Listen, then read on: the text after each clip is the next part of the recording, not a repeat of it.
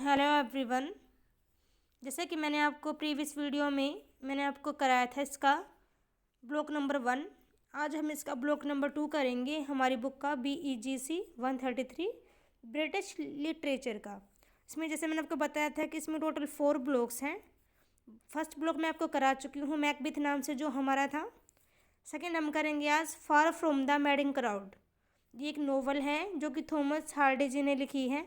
आज हम इसको करेंगे। ये देखिए, ये हमारा ब्लॉक नंबर 2 है, Far from the madding crowd. इस वाले यूनिट में मैं आपको सबसे पहले कैरेक्टर्स के बारे में बताऊंगी, उसके बाद हम इसकी समरी करेंगे, देन हम इसके इम्पोर्टेंट क्वेश्चन विद आंसर करेंगे। मैंने यहाँ पे यूनिट वाइज नहीं कराया है क्योंकि टाइम कम है हमारे पास, इसीलिए मैं सिर्फ यहाँ पे इम्पोर्टेंट क्वेश्चन विद आंसर करा रही हूँ। जो भी इस यूनिट में से इम्पोर्टेंट क्वेश्चन है वो मैं आपको कराऊंगी। इसके अलावा हम समरी कर लेंगे, तो यदि आपको समरी अच्छे से समझ में आ जाएगी तो क्वेश्चन आप आराम से बना के अपने आप से कर सकते हो। तो let's start. This is our block number 2, Far from the madding Crowd, dates written by Thomas Hardy. यदि हम बात करें प्लेस की कि ये नोवेल मतलब किस प्लेस पे लिखी गई है या कहाँ की है, तो ये इंग्लैंड की है। ये चीज़ आप याद रखना। Far from the madding Crowd written by Thomas Hardy, Thomas Hardy द्वारा लिखी गई है। Far from the madding Crowd novel कब लिखी गई? 1874 में लिखी गई थी। इस फोर्थ नोवेल, और ये इनकी थॉमस हार्डी जी की ये फोर्थ नोवेल है। And has first major literary success, और मतलब इनको अपनी फर्स्ट सक्सेस जो मिली थी लिटरेचर में वो इसी नोवेल की वजह से मिली थी, फार फ्रॉम द मैडिंग क्राउड्स की वजह से। हम बात करते हैं कैरेक्टर की। बात करें तो इसमें बहुत सारे कैरेक्टर्स हैं, बट यहाँ पे मैं आपको कुछ इंपॉर्टेंट कैरेक्टर्स ही बता रही हूँ, जिसमें कि फर्स्ट कैरेक्टर है गैब्रियल ऑक। ये एक यहाँ पे मतलब हमारा मेन प्रोटोगोनिस्ट होता है, नायक, मतलब हमारा हीरो भी कह सकते हैं हम इसको। तो मतलब ये हमारा यहाँ पे एक मेन कैरेक्टर है जो कि लव करता है बाथिस्बा से, और ये बहुत ही एक ईमानदार मतलब एक ये फार्मर होता है और एक चरवाहा भी होता है। ये मतलब ये बहुत सारी भेड़ों को पालता है अपने वहाँ पे, मतलब अपने खेत में या अपने फार्म पे, और ये एनिमल से भी प्यार करता है, और ये बहुत ही हम्बल होता है, बहुत ही होनेस्ट मैन होता है, मतलब अच्छा इंसान होता है गैब्रियल। देन हम बात करते हैं बाथिस्बा की। जो बाथिस्बा एवर्डेना होती है, ये भी हमारी सेकंड मेन प्रोटोगोनिस्ट कैरेक्टर है, मतलब नायिका है हमारी ये इस वाली नॉवल में, बाथिस्बा। और ये एक बहुत ही यंग और ब्यूटीफुल मतलब गर्ल होती है जिसकी एज 18 से 20 ईयर के बीच में होती है, और ये सेल्फ डिपेंडेंट लड़की होती है बिल्कुल। बट इसके मतलब ये ऑर्फन होती है, इसके माँ बाप मर चुके होती है, ये अनाथ होती है, बट इसके ये अपनी आंटी और अंकल के साथ रहती है। और इसके अलावा हम आगे समरी करेंगे तो इसके बारे में जानेंगे। नेक्स्ट है सर्जेंट फ्रैनिक ट्रॉय। ये एक ऑस्ट्रेलियन पॉलिटिशियन होता है जो कि बिल्कुल भी अच्छा इंसान नहीं होता है। ये हर लड़की को अपने जाल में फंसाना चाहता है। बहुत गंदा मतलब कह सकते हैं हम, बहुत अच्छा इंसान नहीं था, गंदा एक इंसान था। इसके अलावा ये जो ट्रॉय होता है, ये जो ट्रॉय है ये मतलब इस बाथिस्बा को अपने जाल में फंसा लेता है। इस चीज़ के बारे में हम आगे पढ़ेंगे स्टोरी में। नेक्स्ट है विलियम वुल्डवुड। ये जो कैरेक्टर है ये भी एक अच्छा इंसान होता है, बट ये किस टाइप से ट्रॉय को मार देता है ये हम आगे स्टोरी में पढ़ेंगे। नेक्स्ट है फैनी रॉबिन। ये एक सर्वेंट है, बाथिस्बा की एक सर्वेंट है ये, जो कि इस ट्रॉय से ही प्यार करने लग जाती है, ट्रॉय से ही लव करने लग जाती है, ये फैनी रॉबिन नाम की। अब हम आगे देखते हैं इसकी समरी। ये देखिए, far from the madding crowd. The novel began in the town of Norcombe. जो नोवेल है कहाँ से स्टार्ट होती है? टाउन है नॉरकॉम्बे, वहाँ से स्टार्ट होती है। Where Gabriel Oak is a young farmer. जो गैब्रियल है वो एक यंग फार्मर है। One day he makes the acquaintance of Bathsheba Everdene. एक दिन क्या होता है, उसकी जान पहचान हो जाती है बाथिशबा एविडेंस से। वो is staying with her aunt nearby, जो कि अपनी आंटी के साथ रहती है पास में ही। When she saves him from accident suffocation, जो ये बाथिशबा होती है ये गैब्रियल को बचाती है। गैब्रियल के एक बार मतलब इसके वहाँ फार्म में आग लग जाती है, तो ये इसको बचाती है। तो ये बेहोश हो जाता है सफोकेशन की वजह से। ये एक एक्सीडेंट होता है गैब्रियल के साथ, तो बाथिशबा इसको बचाती है। तो इसी वजह से मतलब ये उससे मिल पाता है। मतलब फर्स्ट मीटिंग जो गैब्रियल की होती है वो बाथिशबा से इस प्रकार ही होती है। इसके बाद he quickly falls in love and ask her to marry him, मतलब उसको बाथिशबा बहुत पसंद आती है क्योंकि वो बहुत सुंदर होती है। लेकिन जो मतलब जो ये बाथिशबा है ये 18 से 20 साल की होती है, बट ये गैब्रियल होता है ये इससे 8 साल बड़ा होता है। मतलब ये मान सकते हो आप कि ये 28 ईयर्स का होता है। तो इस वजह से जो ये बाथिशबा होती है ये इसको रिजेक्ट कर देती है इसके प्रपोजल को, और वहाँ से जल्दी ही चली जाती है। मतलब ये नहीं, ये बहुत ही एक मतलब सेल्फ डिपेंडेंट लड़की थी, तो इसी वजह से इसने इसको मना कर दिया था। Next, shortly thereafter Gabriel sheep dog in training mistakenly drives entire flock over a cliff bankrupted Gabriel. मतलब क्या होता है कि जो गैब्रियल ने शीप डॉग पाल रखे थे मतलब अपने फार्म में, तो वो गलती से है ना उसके सारे जितने भी उसके भेड़ थे सबको खा जाता है। तो इसी वजह से मतलब गैब्रियल को बहुत ज़्यादा नुकसान हो जाता है। उसके जो भी प्रॉपर्टी थी वो सब कुछ मतलब ख़त्म हो जाती है, और वो बिल्कुल उसका एक तरीके से हम कहें तो उसका बिल्कुल दिवालिया निकल जाता है। नेक्स्ट क्या होता है, तो उसके पास कोई काम नहीं होता, उसको अपने सारे प्रॉपर्टी बेच के अपना कर्ज चुका देता है वो। उसके बाद वो वहाँ से चला जाता है काम की तलाश में। जब वो जा रहा होता है तो वो अपने आप को पाता है कि वो वेदरबरी नामक स्थान पे पहुंच गया है। वेदरबरी एक यहाँ पे प्लेस का नाम दे रखा है। स्पोर्टिंग ए बार्न, बार्न का मतलब होता है खलियान, मतलब खलियान या खेत कह सकते हैं हम। वो देखता है कि एक खेत में या खलियान में आग लगी हुई है। He leaps to work to save it Gabriel finds lodgings and becomes a reliable worker for Bathsheba. Their relationship remains professional। जब वो देखता है कि एक खलियान में आग लगी हुई है तो बिना कुछ सोचे वो उस आग मतलब छलांग लगा देता है वहाँ के इंसानों को या बचाने के लिए। तो जब वो उसको जब जो हम वहाँ के ओनर होते हैं उसको पता चलता है कि हाँ इसने मतलब हमारी हेल्प की है या हमको बचाया है, तो वो उसके अपने पास बुलाती है। तो जब वहाँ पे गैब्रियल जाता है तो वो देखता है कि वो और कोई नहीं बल्कि वो बाथिशबा है, क्योंकि बाथिशबा को जो उसके अंकल थे ना तो वो ना एक्सपायर हो जाते हैं। वो अपनी सारी प्रॉपर्टी को ना बाथिशबा के नाम कर जाते हैं। तो इसी वजह से जो बाथिशबा थी उसको अपना मतलब वो नोरकोम्बे जो प्लेस था वो छोड़ के उसको यहाँ यहाँ पे जो ये हमने आपको अभी बताया है वेदरबरी नामक इस प्लेस पे उसको आना पड़ जाता है। तो वहीं पे गैब्रियल उससे मीटिंग करता है, वहीं पे वो उससे मिलता है। तो वहाँ पे जो बाथिशबा होती है वो इसको एक अपने वर्कर के रूम में रख लेती है। बट जो बाथिशबा और जो गैब्रियल के जो यहाँ पे रिलेशंस रहते हैं वो बिल्कुल प्रोफेशनल ही रहते हैं। नेक्स्ट क्या होता है, फैनी रोबिन लिव्स बाथिशबा, सॉरी बाथिशबा नहीं ये वेदरबरी है। मतलब जो फैनी रोबिन होती है जो उसकी सर्वेंट होती है बाथिशबा की, वो वेदरबरी से चली जाती है अपने मतलब अपने लव से, जो उसका प्यार था उससे वो शादी करने के लिए। Bathsheba send a valentine to William वुडवुड। एक बार क्या होता है, जो विलियम वुडवुड मैंने आपको बताया था कि ये अच्छा इंसान होता है, ये मतलब किसी को भी मतलब किसी भी लड़की को ये देखता नहीं था। तो एक बार क्या हुआ था, एक फंक्शन था तो उस फंक्शन में बाथिशबा भी गई हुई थी। तो वहाँ पे सब ने मतलब सब भाव दे रहे थे बाथिशबा को, सब उससे बात करना चाह रहे थे। बट इस विलियम वुड ने उसकी साइड देखा भी नहीं बाथिशबा की साइड। तो इस वजह से बाथिशबा को मतलब थोड़ी सी इस बात से चिढ़ हुई कि सब मेरे को देख रहे हैं, सब मेरे से बात कर रहे हैं, बट ये कैसा इंसान है जिसने मेरे को देखा नहीं।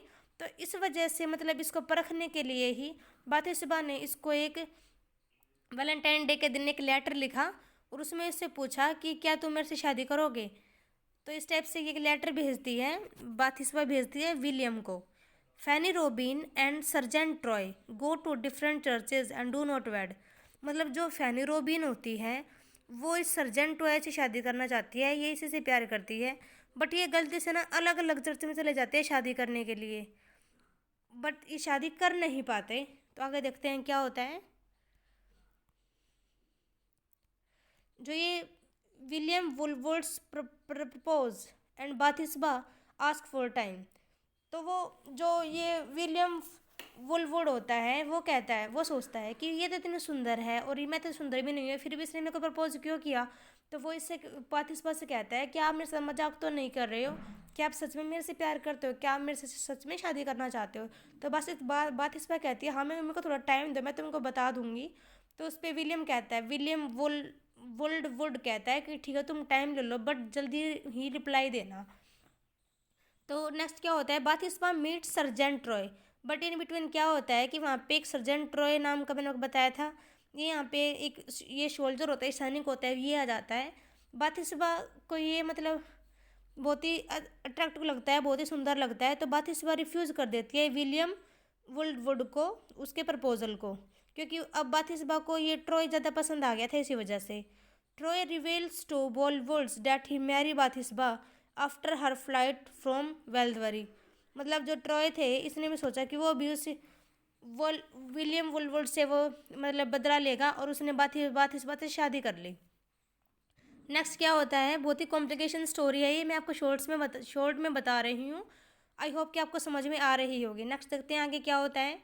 बाथिशबा and Troy see Fanny on the road. एक दिन बाथिशबा और जो ट्रॉय थे ये दोनों जा रहे थे रोड पे, तो ये देखते हैं कि वहाँ पे एक जो फैनी रोबिन थी ना वो दिखती है इनको रोड पे, और उसका जो बच्चा था वो मतलब रोड पे दिखती है। फैनी एंड हर चाइल्ड डाई। और जो ट्रॉय देखता है कि फैनी और जो उसका बच्चा है वो दोनों मर चुके हैं। मतलब इस ट्रॉय को बहुत ज़्यादा यहाँ पे गिल्टी फील होता है, बहुत ज़्यादा इसको अफसोस होता है कि मैंने इसको छोड़ दिया था, तो और ये मेरी वजह से मरी है और साथ में मेरा बच्चा भी था, तो उसको बहुत ज़्यादा फील होती है। Bathsheba and Troy quarrel and separate. जो बाथिशबा और जो ट्रॉय है वो दोनों लड़ाई करते हैं, क्योंकि इस टाइम पे जब ये दोनों इसको रोड पे देखते हैं तो ट्रॉय कुछ बोलता नहीं बाथिशबा को, बट बाद में बताता है कि ये फैनी रोबिन है, मैं इससे प्यार करता हूँ और ये मेरे बच्चे मतलब ये मेरा ही बच्चा था, और तेरी वजह से मतलब मैं तेरे से प्यार नहीं करता हूँ, मैं उसी से प्यार करता था, मतलब इस टाइप से ये इसको सारी सच्चाई बता देता है। और फिर इन दोनों में लड़ाई हो जाती है बाथिशबा में और ट्रॉय में, और दोनों अलग हो जाते हैं। Troy is carried away by the sea and presumed dead. मतलब वो चला जाता है वहाँ समुद्र के साइड और पता चलता है कि हाँ वो मर गया है। वुलवर्ड प्रपोज अगेन। तो इस मौके का फ़ायदा किसने उठाया, विलियम वुलवर्ड्स ने उठाया। तो उसने सोचा कि अब तो मैं बाथिशबा को प्रपोज करके देखता हूँ। Troy returns. थोड़े दिन के बाद क्या होता है, जो ट्रॉय होता है वो दोबारा से आ जाता है और वो रिवेल्स मतलब बदला लेता है बाथिशबा से। तो बताएं मतलब बात कर रहे होते हैं बाथिशबा और ट्रॉय, तो बीच में वहीं विलियम वुड आ जाता है और जो कि ट्रॉय को बातों बातों में मार देता है। तो इसके बाद क्या होता है, बाथिशबा गोज टू सी गैब्रियल। उसके बाद बाथिशबा मतलब इसके बाद क्या होता है, जब ये जो विलियम वुलवुड होता है ये बाथिशबा को मार दे उसको ट्रॉय को मार देता है, तो इसके बाद ये जाके सरेंडर कर देता है पुलिस के सामने कि हाँ मैंने मर्डर कर दिया है इसी वजह से।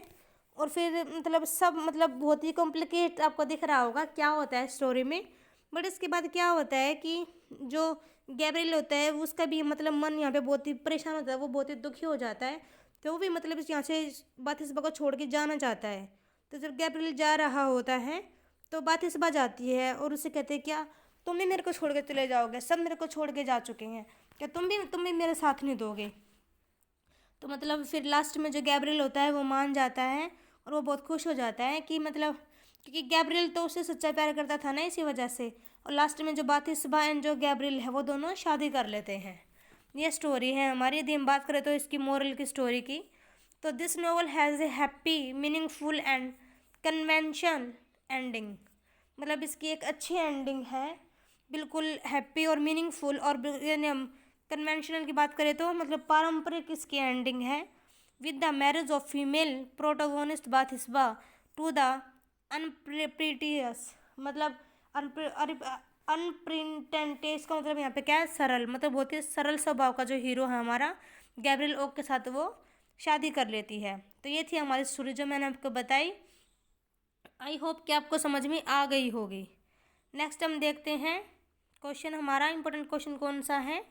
तो फर्स्ट क्वेश्चन है Thomas Hardy, right about Thomas Hardy, कि थॉमस हार्डी के बारे में लिखिए, जो कि हमारे राइटर हैं इस वाले नॉवल के, far from the novel crowd के, far from the madding crowd, sorry. तो ये दीदी आपको दिख रहा होगा, इंग्लिश नॉवलिस्ट हैं ये, एक पोइट हैं ये, नेचुरलिस्टिक मोमेंट के। थॉमस हार्डी एक प्रोटीन, मतलब यहाँ पे पता है बहुरूपिया, जैसे कहते हैं ना बेहरूपिया, इस टाइप से ये राइटर हैं।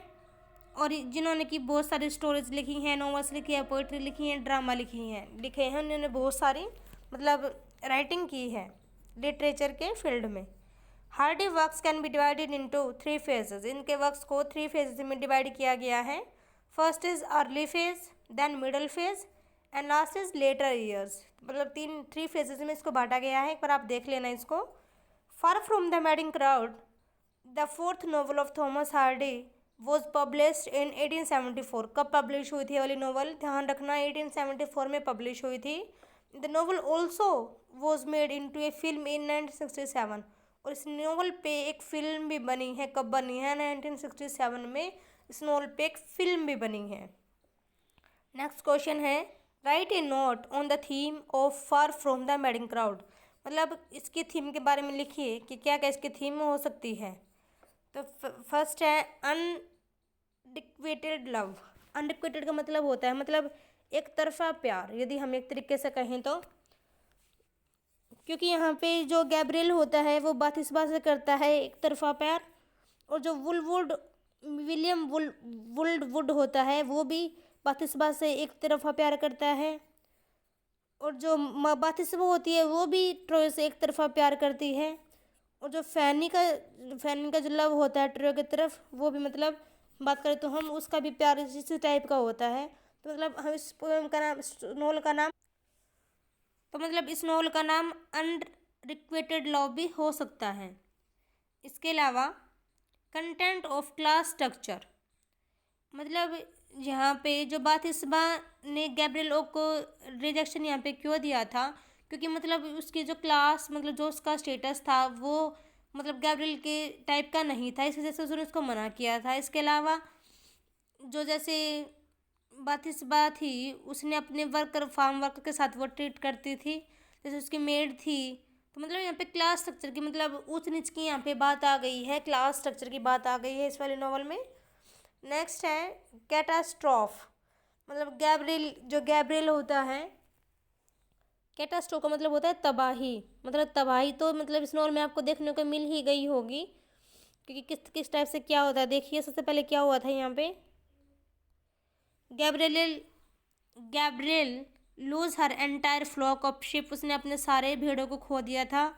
फैनी की डेथ हो गई, ट्रॉय की डेथ हो गई, और जिसमें और लास्ट में क्या होता है, तूफान भरी रात में जो गैब्रियल और बाथिस्बा होते हैं वो एक साथ हो जाते हैं। मतलब तबाही तो आई ना, मतलब 2 तो यहाँ पे डेथ हो गई, इसके अलावा शिप्स जो थे, शिप्स का जो फ्लोक था वो पूरा फिनिश हो गया इस टाइप से। तो नेक्स्ट है यहाँ पे फेट, मतलब यहाँ के मतलब होता है किस्मत, मतलब जो फेथ है वो plays a role in the novel, उसने भी एक यहाँ पे रोल है फेथ का भी। Fanny turns up at a wrong church to marry sergeant Troy, मतलब यहाँ पे किस्मत ने ही खेल खेला है। जो फैनी और जो ट्रॉय थे वो दोनों शादी करने जा रहे थे, पर दोनों अलग अलग चर्च में पहुंच जाते हैं। तो मतलब यहाँ पे किस्मत ने अपना खेल खेला है। The returns of Troy at the nick of time when Bathsheba agree to keep her promise to marry Boldwood's, मतलब ये यहाँ पे देखिए, यहाँ पे एक और किस्मत का खेल क्या है कि जब बाथिस्बा विलियम वुल्डवुड के प्रपोजल को एक्सेप्ट करने वाली थी, उसी टाइम पर ट्रॉय आ जाता है वहाँ पे वापस। Fate brings a happy ending to the story with Bathsheba acceptance of Gabriel and their marriage। मतलब लास्ट में जो किस्मत होती है वो दोबारा से एक हैप्पी एंडिंग कर देती है इस स्टोरी की। बातिशबा की शादी हो जाती है गैब्रिएल के साथ। तो ये क्वेश्चन हमारा हो जाता है। नेक्स्ट है क्वेश्चन, इसमें हम बात करें तो कैरेक्टर के बारे में हमसे पूछ सकता है कि कैरेक्टर्स के बारे में बताइए। तो यहाँ पे बहुत सारे कैरेक्टर मैंने आपको बताया जैसे स्टार्टिंग में ही, बट यहाँ पे मेन जो कैरेक्टर हैं वो दो कैरेक्टर हैं, बातिशबा और गैब्रिएल ओक। तो बातिशबा होती है वो एक प्रीटी यंग वुमेन होती है, ये हमारी फीमेल प्रोटोगोनिस्ट कैरेक्टर है इस नॉवल की। ऑर्फन डॉटर है, ये अनाथ लड़की है। Bathsheba is raised by her aunt in the countryside, मतलब ये अपनी आंटी के साथ रहती है उसके खेत खलियानों में। She is by far the best drawn and strongest women character in Hardy's work despite her vacillation. मतलब जो इस ये होती है ये एक स्ट्रॉन्ग वुमेन होती है, और यहाँ पे वैसिलिनेशन मतलब होता है अस्थिरता, मतलब इस क्योंकि इसकी लाइफ में बहुत ज़्यादा मतलब कॉम्प्लिकेशन रही इसी वजह से। नेक्स्ट है गैब्रिएल ओक कौन था, ये एक फार्मर था, चरवाहा था ये, मतलब क्योंकि उसके पास बहुत सारे भेड़ थे इस वजह से ये चरवाहा भी था। ये भी हमारा मेल यहाँ पे प्रोटोगोनिस्ट कैरेक्टर है हमारी नॉवल का। ये बहुत ही हम्बल था नेचर में, ऑनेस्ट था ये नेचर में। इसमें बहुत सारे स्किल्स थे, एनिमल से प्यार करता था ये, और फार्मिंग भी करता था ये एक सिंसियर और डिवोटेड लवर था, और ये एक लॉयल इंसान भी था जो कि फेथफुल था बिल्कुल, मतलब जो बिल्कुल ही मतलब फेथ दिखा रहा था बातिशबा के रिगार्डिंग। ये हो गया हमारे कैरेक्टर। नेक्स्ट हम देखते हैं, इसमें एक क्वेश्चन और इम्पोर्टेंट है, the role of nature in Far from the madding Crowd, मतलब रोल क्या रहा नेचर का इस वाली नॉवल में। Nature is central and heavily described leading to the importance of natural semblance in the novel. मतलब यहाँ पे नेचर को दिखाया गया है कि नेचर ने मतलब नेचर के यहाँ पे क्या इम्पोर्टेंस है वो मतलब यहाँ पे दिखाई गई है। Specially concerning Bathsheba and her shooters. Hardy also uses the contrast between Gabriel and Troy to emphasizing the idealization, मतलब यहाँ पे एक आइडियल ये रखा है, मतलब जो ग्रामीण जो लाइफ होती है उसके बारे में बता रखा है यहाँ पे थॉमस हार्डी ने किस टाइप से मतलब वहाँ का रहन सहन होता है इस टाइप से बता रखा है। In the novel Thomas Hardy show a world in which human beings are at a peace with nature, में बता रखा है किस टाइप से मतलब जो ह्यूमंस होते हैं वो एक नेचर के पीस हैं इस अर्थ पे। इस नॉवल में हमने मतलब देखा कि जो नेचर होता है वो एक कोल्ड है, अनकेयरिंग थिंग है, that is completely indifferent to human life, जो कि बिल्कुल डिफरेंट है ह्यूमंस लाइफ से। मतलब ये नेचर का रोल रहा कि नेचर ने मतलब यहाँ पे नेचुरल को यहाँ पे सेंट्रल और हैवीली डिस्क्राइब किया गया है इस वाली नॉवल में, और बता रखा है कि नेचर मतलब किस टाइप से हेल्प करता है हमारी। तो इस टाइप से मतलब हमने ये क्वेश्चन भी देख लिया है। तो इसे मतलब इतनी ही इंपॉर्टेंट क्वेश्चन जो मैंने आपको बता दिए हैं, ये ब्लॉक नंबर 2 था जो मैंने आपको कंप्लीट करा दिया है। फर्स्ट हमने यहाँ पे कैरेक्टर्स के बारे में देखा था कि यहाँ पे कैरेक्टर कौन कौन से हैं मेन कैरेक्टर। तो ये मैंने आपको यहाँ पे टोटल 5 कैरेक्टर बताए थे, Gabriel Oak, Bathsheba Everdene, sergeant Francis Troy, William Boldwood and Fanny Robin. यहाँ पे 5 कैरेक्टर मैंने आपको बताए थे। देन हमने यहाँ पे समरी देखी इसकी, यहाँ पे 2 पेजेस की समरी थी, ये आप कर लेना तो आप इजीली क्वेश्चन आंसर आप आराम से कर पाओगे, हो जाएगा, ज़्यादा मुश्किल नहीं है। इसके अलावा मैंने आपको क्वेश्चन कराया अबाउट आवर राइटर, जो मेरा राइटर है थॉमस हार्डी, उसके रिगार्डिंग ये हमारा फर्स्ट क्वेश्चन था, ये मैंने आपको बताया था अभी। देन हमने देखा कि क्या क्या थीम्स हो सकती थी इस वाली नॉवल की, तो इसमें हमने ये देखा।